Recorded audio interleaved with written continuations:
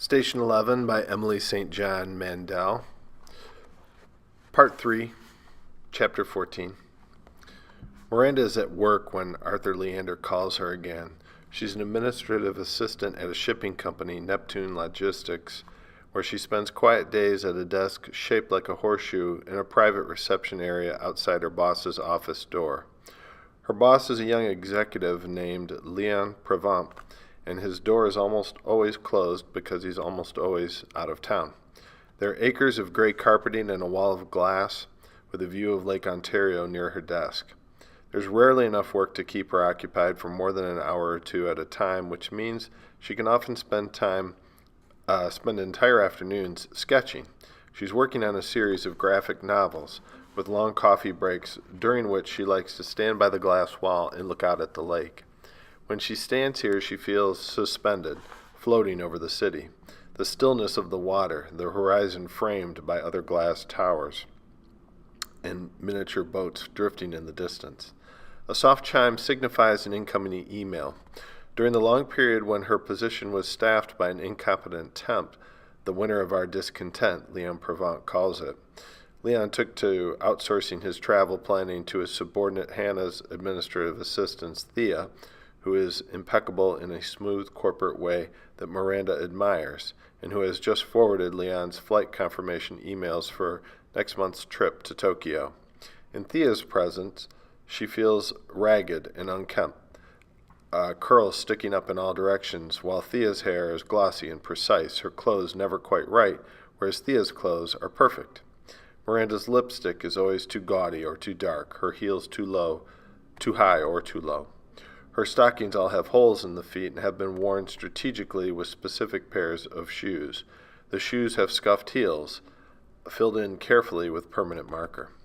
The clothes are a problem. Most of Miranda's office clothes come from a bargain outlet just off Yonge Street, and they always look okay under the dressing room lights, but by the time she gets home, they're all wrong. The black skirt shining with acrylic fibers, the blouse in a synthetic fabric that clings unpleasantly, everything cheap-looking and highly flammable. "You're an artist," her boyfriend Pablo said that morning, watching her while she tried various layering options under a blouse that had shrunk in the wash. "Why would you want to conform to some bullshit corporate dress code?" "Because my job requires it." "My poor corporate baby," he said, lost in the machine. Pablo talks about metaphorical machines a lot, also the man. He sometimes combines the two as in, that's how the man wants us, just trapped right there in the corporate machine. They met at school.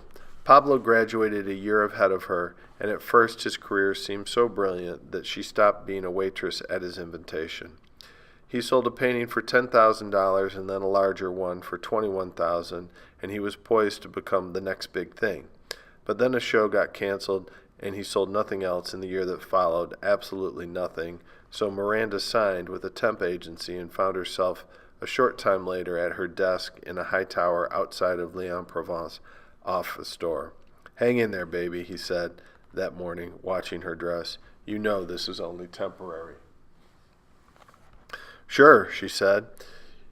He's been saying this ever since she registered with the temp agency, but what she hasn't told him is that she went from temporary to permanent at the end of her 6th week on the job. Leon likes her. He appreciates how calm she always is, he says, how unflappable. He even introduces her as such on the rare occasions when he's in the office. "And this is my unflappable assistant, Miranda." This pleases her more than she likes to admit to herself. "I'm going to sell those new paintings," Pablo said. He was half naked in the bed, lying like a starfish. After she got up, he always liked to see how much of the bed he could sleep on at once. "You know there's a payday coming, right?" "Definitely," Miranda said, giving up on the blouse and trying to find a t-shirt that might look halfway professional under her $20 blazer.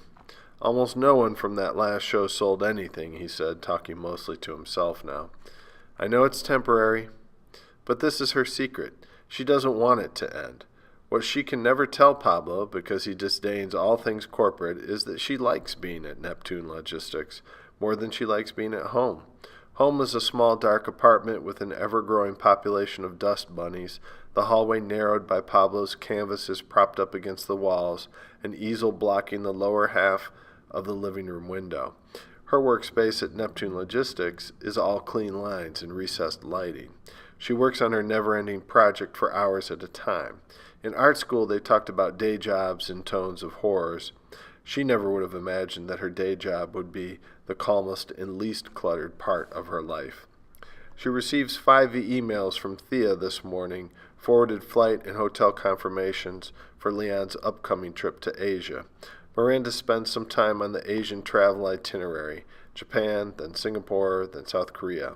She likes looking up maps and imagining traveling to these places herself. She has still never left Canada. With Pablo not working or selling any paintings, she's only making minimum interest payments on her student loans, and she can barely cover their rent. She inserts the Singapore to Seoul flight information into the itinerary, double-checks the other confirmation numbers, and realizes that she's run out of tasks for the day. It's 9:45 a.m. Miranda reads the news for a while, spends some time looking up at a map of the Korean peninsula, realizes that she's been staring blankly at the screen and thinking of the world of her project, her graphic novel, her comic book series, her whatever it is that she's been working on since she graduated from art school. She retrieves her sketchbook from its hiding space under the files and in her top desk drawer. There are several important characters in the Station 11 project, but the hero is Dr. 11, a brilliant physicist who bears a striking resemblance to Pablo, but is otherwise nothing like him. He is a person from the future who never whines. He is dashing and occasionally sarcastic. He doesn't drink too much. He's afraid of nothing, but has poor luck with women. He took his name from the space station where he lives. A hostile civilization from a nearby galaxy has taken control of Earth and enslaved Earth's population, but a few hundred rebels managed to steal a space station and escape Dr. 11 and his colleagues slipped Station 11 through a wormhole and are hiding in the uncharted reaches of deep space. This is all 1,000 years in the future. Station 11 is the size of Earth's moon and was designed to resemble a planet, but it's a planet that can chart a course through galaxies and requires no sun. The station's artificial sky was damaged in the war, however, so on Station 11's surface it is always sunset or twilight at night. There was also damage to a number of vital systems involving Station 11's ocean levels, and the only land remaining is a series of islands that once were mountaintops. There's been a schism. There are people who, after 15 years of perpetual twilight, long only to go home, to return to Earth and beg for amnesty, to take their chances under alien rule. They live in the undersea, an interlinked network of vast fallout shelters under Station 11's oceans. There are 300 of them now. In the scene Miranda's presently sketching, Dr. 11 is on a boat with his mentor, Captain Lonigan. Dr. 11, these are perilous waters. We're passing over an undersea gate. Captain Lonigan, you should try to understand them. The next panel is a close-up of his face. All they want is to see the sunlight again. Can you blame them? After these 2 panels, she decides she needs a full-page spread.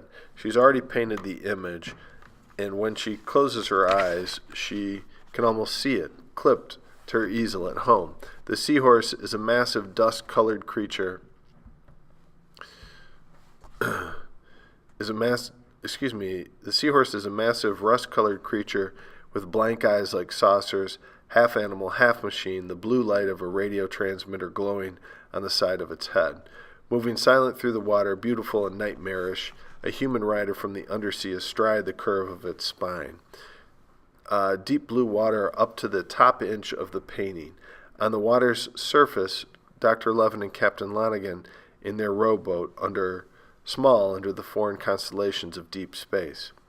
On the day she sees Arthur again, Pablo calls her on the office line in the afternoon. She's a few sips into her 4 p.m. coffee, sketching out a series of panels involving Dr. 11's efforts to thwart the undersea's latest plot to sabotage the station reactors and force a return to Earth. She knows as soon as she hears Pablo's voice that it's going to be a bad call. He wants to know what time she'll be home. Sometime around 8. What I don't understand, Pablo says, is what you're doing for these people. She winds the phone cord around her finger and looks at the scene she was just working on. Dr. 11 is confronted by his undersea nemesis on a subterranean walkway in Station 11's main reactor, a thought bubble. But what insanity is this? Well, I put together Leon's travel itineraries. There have been a number of bad calls lately, and she's been trying to view them as opportunities to practice being patient. I handle his expense reports and send emails for him sometimes. There's the occasional message. I do the filing. And that takes up your entire day? Not at all. We've talked about this, Pickle. There's a lot of downtime, actually. And what do you do in that downtime, Miranda? I work on my project, Pablo. I'm not sure why your tone's so nasty. But the trouble is, she really doesn't care. There was a time when this conversation would have reduced her to tears, but now she swivels in her chair to look out at the lake and thinks about moving trucks. She could call in sick to work, pack up her things, and be gone in a few hours. It is sometimes necessary to break everything. 12-hour days, he's saying. You're never here. You're gone from 8 a.m. till 9 at night, and then you even go in on Saturdays sometimes, and I'm supposed to just... Oh, I don't know, Miranda. What would you say if you were me? Wait, she says, I just realized why you called me on the office line. What? You're verifying that I'm here, aren't you? That's why you didn't call me on my cell. A shiver of anger unexpectedly deep. She's paying the entire rent on their apartment, and he's verifying that she's actually at her job. The hours you work. He lets this hang in the air until it takes on the weight of an accusation. Well, she says, one thing she is very good at is forcing her voice to remain calm when she's angry. As I've mentioned before, Leon was very clear when he hired me. He wants me at my desk until 7 p.m. when he's traveling, and if he's here, I'm here. He texts me when he comes in on weekends, and then I have to be here too. Oh, he texts you. The problem is that she's colossally bored with the conversation and also bored with Pablo and with their kitchen on Jarvis Street where she knows he's standing because he only makes angry phone calls from home. One of the things they have in common is for a mutual distaste for sidewalk weepers and cell phone screamers, for people who conduct their messier personal affairs in public, and the kitchen gets... Attention all high schools, just a reminder that there is a voluntary staff meeting with Dr. Davis about strategic planning in room B as in boy 1206. Thank you. And the kitchen gets the best reception of anywhere in the apartment. Pablo, this is just a job. We need the money. It's always money with you, isn't it? This is what's paying our rent. You know that, right? What you're saying is I'm not pulling my weight. Miranda, is that what you're saying? It isn't possible to continue to listen to this, so she sets the receiver gently on the cradle and finds herself wondering why she didn't notice earlier, say 8 years ago, when they first started dating, that Pablo is mean. His email arrives within minutes. The subject heading is WTF, Miranda, it reads. What's going on here? It seems like you're being weirdly hostile and kind of passive-aggressive. What gives? She closes it without responding and stands by the glass wall for a while to look out at the lake, imagining the water rising until it covers the streets, gondolas moving between the towers of the financial district, Dr. 11 on a high, arched bridge. She's standing here when her cell phone rings. She doesn't recognize the number. It's Arthur Leander, he says when she answers. Can I buy you another lunch? How about dinner instead? Tonight? Are you busy? No, she says. No, he says, sitting on his bed at the Hotel Le Germain, wondering how he'll get out of the dinner with the director this evening. Not at all. It would be my pleasure. She decides it isn't necessary to call Pablo under the circumstances. There is a small task for Leon, who's about to board a plane to Lisbon. She finds a file he needs and emails it to him and then returns to Station 11. Panels set in the undersea, people working quietly in cavernous rooms. They live out their lives under flickering lights, aware at all times of the fathoms of ocean above them, resentful of Dr. 11 and his colleagues who keep Station 11 moving forever through deep space. Pablo texts her, "Did you get my email?" They are always waiting, the people of the undersea. They spend all their lives waiting for their lives to begin. Miranda is drawing Leon Provence reception area before she realizes what she's doing. The prairies of carpet, the desk, Leon's closed office door, the wall of glass, the two staplers on her desk. How did she end up with two? And the doors leading out to the elevators and restroom. Trying to convey the serenity of this place where she spends most of her pleasant hours, the refinement of it, but outside the glass wall she substitutes another landscape, dark rocks and high bridges. "You're always half on Station 11, Pablo said during a fight a week or so ago, "and I don't even understand your project. What are you actually going for here?" He has no interest in comics. He doesn't understand the difference between serious graphic novels and Saturday morning cartoons with wide-eyed Tweety birds and floppy-limbed cats. When sober, he suggests that she's squandering her talent. When drunk, he implies that there isn't much there to squander, although later he apologizes for this and sometimes cries. It's been a year and 2 months since he sold his last painting. She started to explain her project to him again, but the words stopped in her throat. "You don't have to understand it," she said. "It's mine." The restaurant where she meets Arthur is all dark wood and soft lighting, the ceiling a series of archways and domes. "I can use this," she thinks, waiting at the table for him to arrive. Imagining a room like this in the undersea, a subterranean place made of wood salvaged from the station's drowned forest, wishing she had her sketchbook with her. At 8:01 p.m., a text from Pablo. "I'm waiting." She turns off her phone and drops it into her handbag. Arthur comes in breathless and apologetic, almost 10 minutes late. His cab got stuck in traffic. "I'm working on a comic book project," she tells him later, when he asks her about her work. "Maybe a series of graphic novels. I don't know what it is yet." "What made you choose that form?" He seems genuinely interested.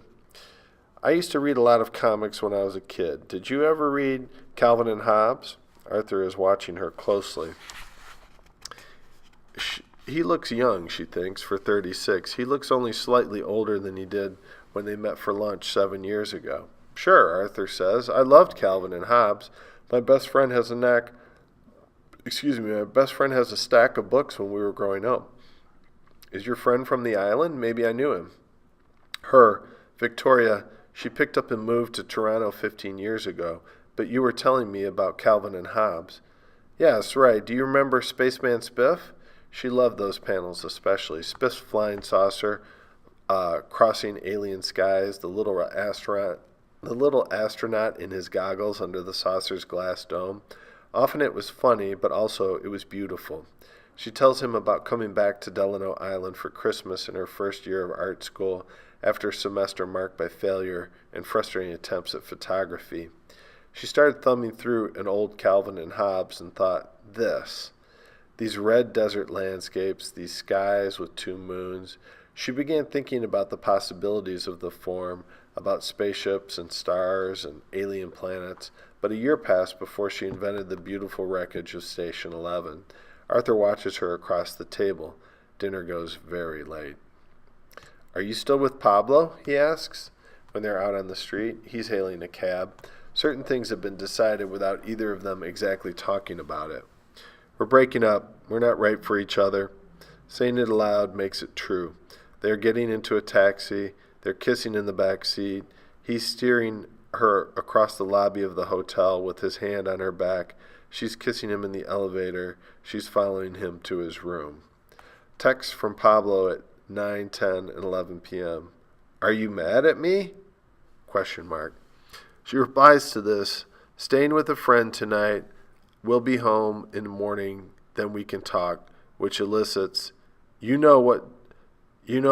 Don't bother coming home." And she feels a peculiar giddiness when she reads his fourth text. There are thoughts of freedom and imminent escape. I could throw away almost everything, she thinks, and begin all over again. Station 11 will be my constant. At 6 in the morning, she takes a taxi home to Jarvis Street. I want to see you tonight, Arthur whispers, and then when she kisses him. They have plans to meet in his room after work. The apartment is dark and silent. There are dishes piled in the sink, a frying pan on the stove with bits of food stuck to it. The bedroom door is closed.